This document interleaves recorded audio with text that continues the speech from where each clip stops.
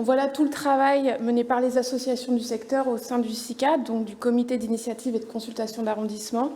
Un travail mené sur des sujets qui affectent le quotidien des habitants et des habitants du secteur, précisément pour améliorer la vie quotidienne. Cette interpellation donc matérialise d'une certaine façon cette action et cet engagement au sein du secteur et pour le secteur, et je vous en remercie. Pour rappel, le SICA rassemble les associations qui souhaitent travailler ensemble pour agir localement.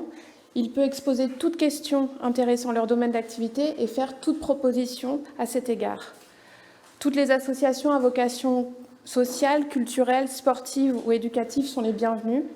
Et je profite donc de cette intervention non seulement pour féliciter le travail déjà engagé, mais aussi pour lancer un appel aux associations pour qu'elles rejoignent le SICA et participent par ce biais à la vie démocratique locale.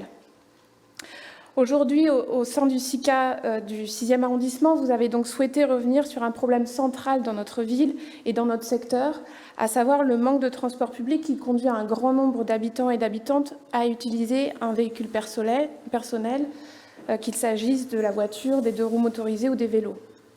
Comme vous l'avez rappelé, Madame, l'offre de stationnement en surface est inadaptée aux besoins et tend à se réduire du fait notamment de l'application de la loi LOM qui spécifie la suppression du stationnement à cheval sur les trottoirs. Une action doit être menée donc sur le plan tarifaire, sur le type de stationnement proposé et sur l'accessibilité des parkings.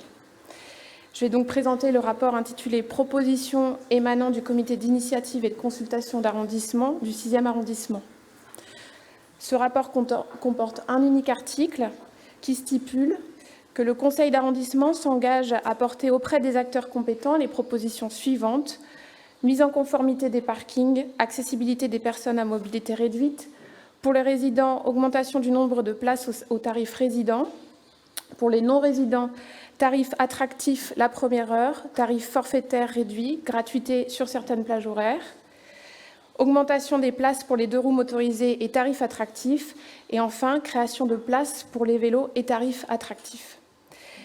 Nous savons que des échanges sont déjà engagés au sein du Conseil métropolitain sur les points qui sont soulevés aujourd'hui, et nous sommes heureux et heureuses de pouvoir soutenir ainsi toute initiative qui pourrait améliorer la situation du stationnement et donc, in fine, de l'accès à l'espace public dans notre secteur.